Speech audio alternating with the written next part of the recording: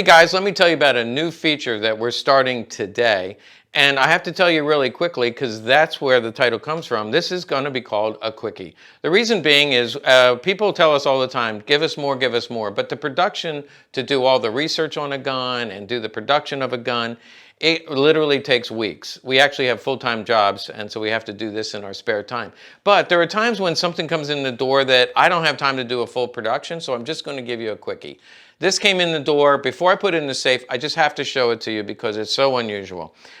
This is a party leader, RZM. Now, I did a whole video on party leaders. If you want to learn about party leader PPKs, go to that video.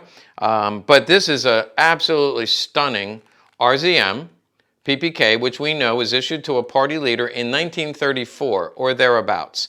Nothing special about the grip, just the RZM logo. Again, go back and watch that video. It comes with a Akah holster. This one is in remarkable condition, Akah holster. You can see that it's marked Akah underneath the flap.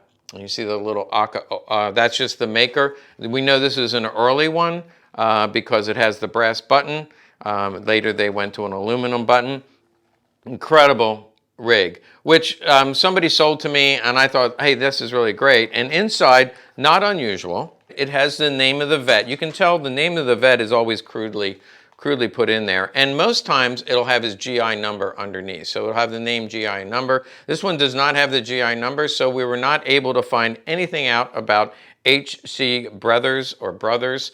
My dad, who's 92, actually works part-time for Legacy Collectibles doing research on the GIs, and he tries to find them for me. He did search, couldn't find anything on the GI. The power of the internet, maybe some of you know the family, let me know. From time to time, it's not uncommon for us to be able to track down the vet, and that's very cool. And sometimes we even contact the families to see if they would have interest in getting the gun back. But this one has additional writing, which the guy who sold it to me didn't really do any research on, but this is the name of the party leader it was issued to, because you can see in Germanic writing the serial number of the gun. You see the serial number there, and you see the serial number on the gun, and they match. And I can tell from the writing that this was most likely not faked, and his name is Karl Wiedenhöft. How was that? How's my German? Maybe a German friend can help me out. Wiedenhöft.